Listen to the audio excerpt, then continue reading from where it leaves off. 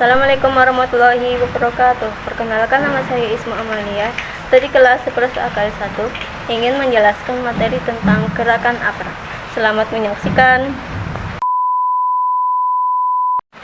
1. Pengertian.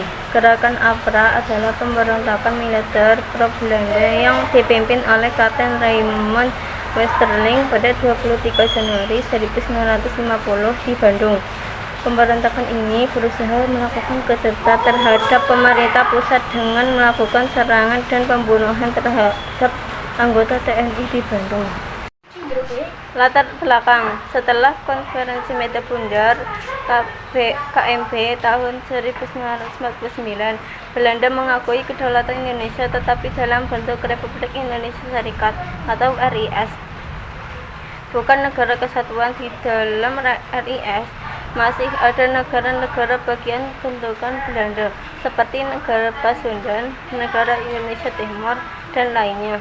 Banyak bekas tentara KNIL, tentara Belanda, yang takut kehilangan kekuasaan dan jabatan setelah Indonesia merdeka. Salah satu dari mereka, Raymond Westerling, membentuk pasukan bernama APRA, Angkatan Perahu Ratu Adil. Di Bandung, APRA ingin mempertahankan bentuk negara federal atau RIS dan menolak rencana pembubaran negara-negara bagian oleh Republik Indonesia.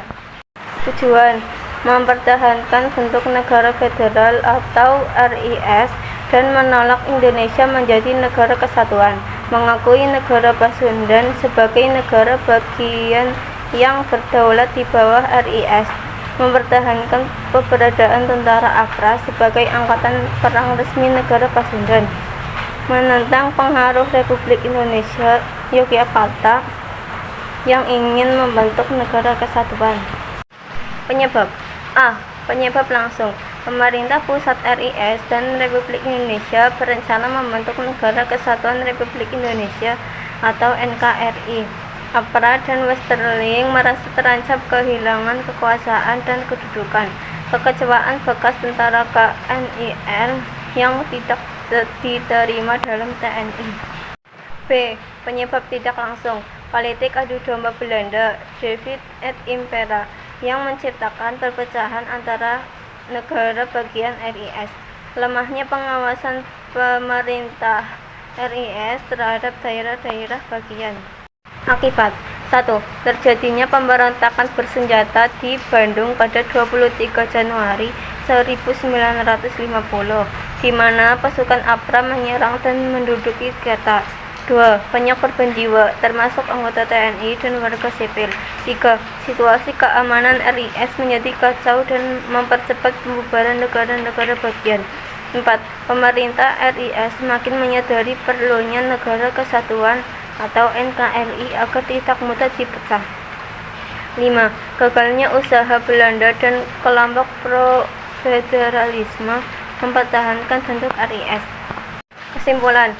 Gerakan APRA merupakan pemberontakan yang dipimpin oleh Raymond Westerling pada tahun 1950 untuk mempertahankan negara federal RIS dan menolak pembentukan NKRI. Namun, gerakan ini gagal total karena tidak mendapat dukungan rakyat Indonesia.